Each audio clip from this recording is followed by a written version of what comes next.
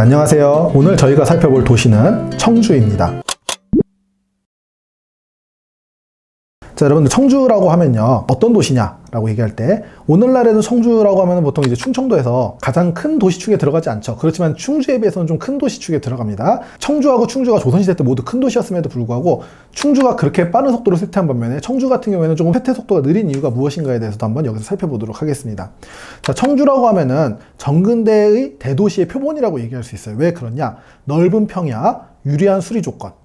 이것이 무엇을 의미하느냐? 바로 그 도시가 얼마나 부유한가를 상징하게 되는 것이죠. 자, 신증 동국 여지승남이라고 하는 이 지리서에 나타나는 청주를 표현하는 여러 가지 단어들에 대해서 살펴보도록 하겠습니다. 근데 단어는 한자어이기 때문에 너무 어렵기 때문에 제가 다 그냥 풀어서 설명을 드릴게요. 자, 고려 태조 왕건이 이렇게 말한 적이 있습니다. 청주는 땅이 기름지고 사람 중에서는 호걸이 많다. 이렇게 얘기한 적이 있었고요. 자, 그다음에 이승인이라는 사람. 이승인이라는 사람 굉장히 유명한 유학자죠. 이세계 제자이고 이제 호가 도운인데, 이승인이 이모지를 전송하는 글의 서문에서 이렇게 말합니다. 청주는 실로 동남쪽의 집합지로 그 땅이 넓고 인구가 많아서 일이 번잡하다. 자, 노숙동이라는 사람도 이렇게 얘기합니다. 청주는 모든 도의 본영으로 땅이 넓고 인구가 조밀하다. 이영구라는 사람도 이렇게 말합니다. 구역이 넓고 인재가 많아 실로 다른 고을에 비교할 바가 아니다.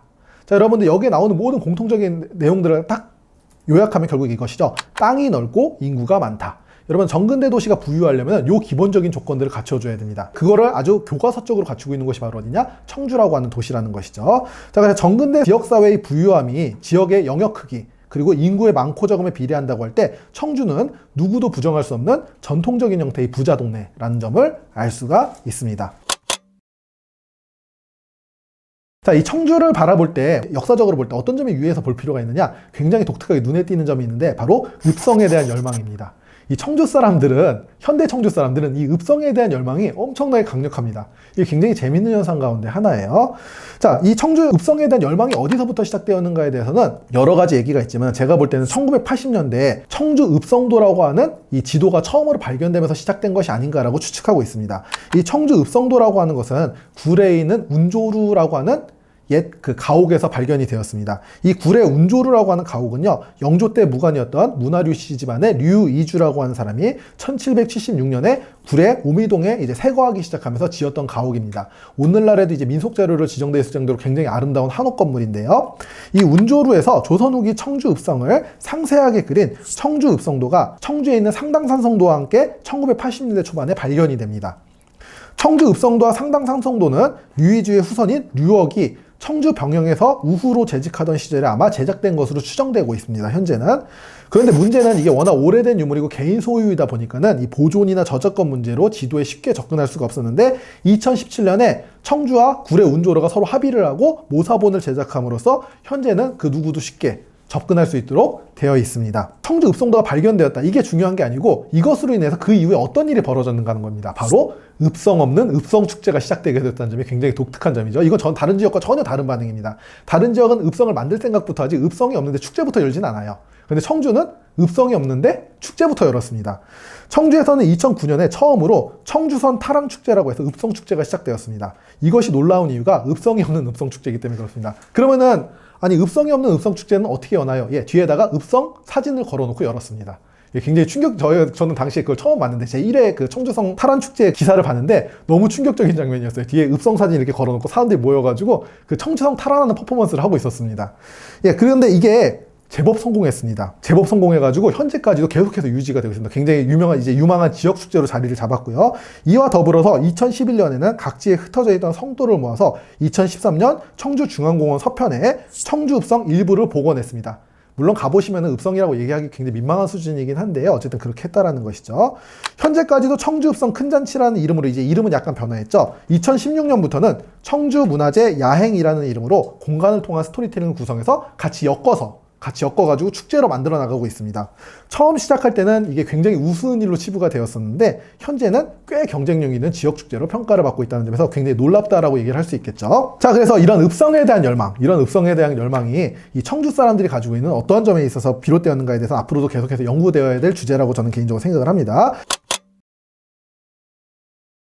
그러면 청주의 성내에는 현재 무엇이 존재하고 있는가? 첫 번째로 일단 동원 건물 한 동이 존재하고 있습니다. 바로 금민원이라고 하는 동원 건물이 한 동이 존재하고 있고요. 그 다음에 객관은 사라졌으나 객관에 부속되어 있던 누정, 그러니까 객관의 정자인 망선루가 있고요. 그 다음에 충청병영에 영문이 있습니다. 충청병영은 원래 해미성에 위치해 있었는데 이것이 조선 후기 때 이 지역으로 이사를 옵니다. 그러면서 여기에 충청병영, 그러니까 병마절도사가 머무는 군영이 설치되게 되죠. 그 병영이 성내에 있었는데 그 병영의 정문이 현재 남아 있습니다. 없어진 것을 말씀드리자면은 관아와 병영 건물이 대부분 다 사라졌고요. 읍성이 없고요. 객관이 없고요. 그리고 사직단이 없습니다. 성황사도 없고요. 여단도 없습니다. 그러니까 사직단, 성황사, 여단은 대부분 찾기 어려운데 어쨌든 청주 같은 경우에 그나마 위치를 조금 찾을 수 있습니다. 사직단 같은 경우에는 사직동에 있는 충원탑이 있던 자리가 옛날 사직단이라고 알려져 있고요. 성황사 같은 경우에는 청주 와우산 아래에 있는 대한불교 조계종 수도원 자리가 성황사 자리였습니다. 재미있는 것은 이 성황사 자리, 대한불교 조계종 수도원이 들어서기 전에는 일본 청주 신사가 있었다는 점이 굉장히 독특한 점이죠. 그 다음에 여당 같은 경우는 현재 위치를 찾기가 굉장히 어렵습니다. 자, 그러면은 이런 청주 성내 풍경 중에 가장 독특한 점이 무엇이 있느냐? 바로 용두사지 철당간이라고 하는 굉장히 독특한 기념물이 있죠. 자, 용두사지 철당간은 962년 청주 지역의 호족이 발원하고 참여하여 제작된 당간 지주입니다. 당간 지주라고 하면은 절 앞에다가 세워놓은 장대죠. 거기에 깃발, 당이라고 하는 깃발을 매달아가지고 절이 있는 것을 표시하는 것을 우리가 흔히 당간이라 부르는데, 당간 지주, 쉽게 당간을 세워놓기 위해서 석조로 만든 보조물, 양쪽으로 옆에 이제 가운데 당간을 세우는데 그 옆에다 석조로 만들어서 당간을 세워놓을 수 있도록 만든 보조물은 많이 남아있지만은 당간 자체가 남아있는 경우 그렇게 흔치 않은데, 용두사지 철당간 같은 경우는 당간 자체가 남아있는 굉장히 희귀한 케이스에 들어가고, 게다가 언제 제작했는지, 누가 제작했는지에 대한 명문이 명확하게 남아있어 굉장히 중요한 유물로 평가를 받고 있습니다. 현재 철당간이 있는 지역은 아마도 용두사라고 하는 절이 있었던 것으로 추정이 되는데 현재 폐사되고 당간만 남았던 것으로 보입니다. 자, 여기서부터 문제가 시작됩니다. 어떤 문제가 시작되느냐? 당간이 남아있게 되니까, 당간만 달랑 남아있게 되고 절이 사라지게 되니까 사람들이 원래 절이 있었다는 것을 잊어버리게 되고, 이것을 어떤 식으로 포장하게 되느냐? 당시 이 신증동국 여지승남 고적조항에 이런 내용이 실려 있습니다. 자, 이것을 이 용두사지 철당간을 뭐라고 표현하고 있냐면 동장 이라고 표현하고 있습니다. 이걸 해석하면 구리 돛대라는 의미가 됩니다. 돛대. 돛대라고 하는 건 배의 돛을 얘기하는 거예요. 그 구리 돛대를 의미하는데, 고을 성안 용두사에 있다. 절은 폐사였지만 돛대는 그대로이며 높이가 10여 장이다. 세상의 전화기를 처음 청주를 설치할 때 술법자, 그러니까 쉽게 해서 우리가 알고 있는 그 전복사라는 점치는 사람이라는 이런 사람들이죠.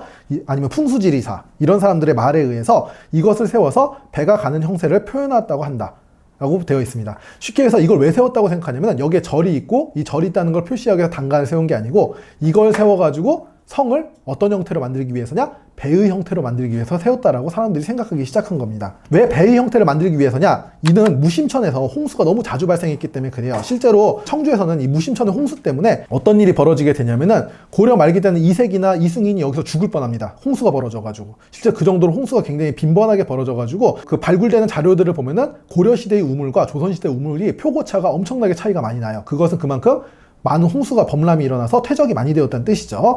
예, 그러한 일들이 굉장히 많이 벌어졌는데, 그 때문에 이 당간을 비보물, 그러니까 비보물이라고 하는 건 뭐냐면 부족한 것을 채워주는 것을 우리가 흔히 비보물이라 부르죠. 홍수에 대비해서 부족한 것을 채워주기 위해서 세워놓은 것, 즉 홍수가 벌어졌을 때 마치 배가 그냥 자연스럽게 떠가듯이 할 수 있도록 그렇게 채워주기 위해서 돛대를 세웠다라고 보는 것이죠. 이러한 이야기가 처음 탄생한 것은 아마도 청주가 최초인 것으로 보이는데, 이 이야기가 의미가 있는 것은 어떤 의미가 있냐면, 이 이야기가 전국으로 쫙 퍼집니다. 그래서 어느 동네를 가든 간에 절이 없고 당간만 남아있으면 다 돛대라고 얘기합니다. 가장 대표적인 지역이 나주 동문마 석당간이죠. 나주 동문마 석당간 같은 경우에는 이제 돌로 된 당간인데, 이것 역시 돛대로 표현하고 있습니다. 재밌는 것은 나주 지역은 홍수가 잘 일어나지 않는 읍성이거든요. 그런데도 불구하고 돛대라고 표현하는 것은, 이것은 제가 보는 청주의 영향을 굉장히 강력하게 받았다라고 생각할 수 있다라고 보고 있습니다. 자, 그 다음에 이제 마지막으로 이 청주가 얼마나 부자 동네였는가를 상징하는 상징물이 하나가 있습니다. 그게 바로 무엇이냐면 석교입니다. 석교. 석교라고 얘기하면은 돌다리를 얘기하죠. 자, 오늘날에 한강을 지나치는 그렇게 많은 다리를 만든 현대인으로서는 돌다리가 뭐가 대단한가 싶지만은, 이 돌다리라고 하는 것은 어마어마한 재력을 필요로 하는 일입니다. 태종 때의 기록에 다음과 같은 사례가 있어요. 맨날 비가 내려가지고 청계천이 넘치게 되면은 이 광통교가 무너졌습니다. 근데 이때 광통교가 왜 무너지냐면, 광통교가 흙으로 만든 다리였기 때문에 맨날 무너졌어요.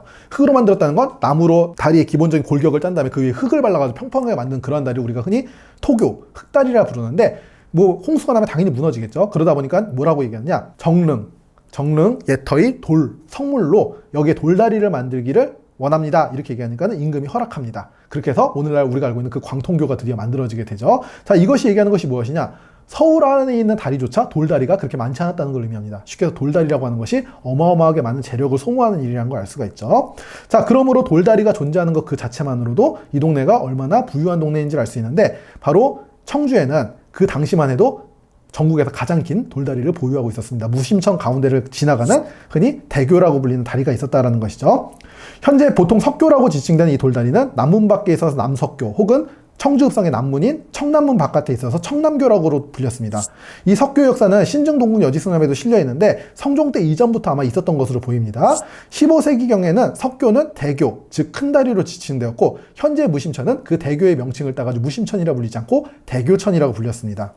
그런데 이제 무심천이라고 불리게 된 이유가 무엇이냐? 보통 홍수가 너무 많이 나가지고 하늘도 무심하다 그래서 무심천이라고 불렸다라는 얘기가 전해져 내려오는데 근거는 좀 부족한 편이죠. 이 석교는 1930년대 무심천의 정비로 인해서 현재 육거리 시장 아래에 매몰되었는데, 최근 발굴 조사 결과 비교적 원형을 잘 유지하고 있는 것으로 조사되었고요. 아마 이 육거리 시장 정비가 끝나게 되면은 이 석교를 발굴하지 않을까라고 현재는 생각하고 있습니다. 자, 여러분들, 제가 말씀드리고 싶은 간단히 얘기해서 청주라고 하는 도시는요, 여전히 충청도에서는 제법 큰 도시 축에 들어갑니다. 대전이라고 하는 도시가 있고요. 물론 천안이나 여러 가지 큰 도시들이 있지만은 청주라고 하는 도시는 다른 도시들에 비해서 교통로에서 벗어나 있음에도 불구하고 쇠퇴하는 정도가 굉장히 느린 편이에요. 그러니까 충주에 비교하자면 특히 비교할 수 없을 정도로 느리죠. 그래서 오랫동안 여전히 현재도 도시의 세력을 강력하게 유지하고 있는 편입니다. 그 이유가 무엇이냐? 바로 청주라고 하는 것은 교통으로 인해서 발달한 도시도 아니고요. 아니면은 뭐 예를 들어서 뭔가 정치적인 이유로 발달한 도시도 아닙니다. 무엇에 의해서 발달한 도시였냐? 자체적인 경제력에 의해서 발달한 도시였어요. 그러다 보니까는 당연히 이러한 자체적인 경제력이라고 하는 것이 교통이 변한다든지 이런 이유로 당장 빠르게 쇠퇴하진 않죠. 그렇기 때문에 오늘날에도 비교적 강력한 도시의 세력을 유지하고 있다고 생각이 됩니다. 이러한 의미에서 정근대 도시가 가지고 있던 그 힘이라고 하는 것이 얼마나 중요한지 다시 한번 생각하게 되는 계기가 될 수 있을 것이라고 생각을 합니다. 자, 그래서 여기까지 살펴보면 이제 청주에 대한 얘기를 대충 다 끝낼 수 있었습니다. 다음 시간에는 경상도로 돌아가서 경상도 상주에 대한 얘기를 진행해 보도록 하겠습니다.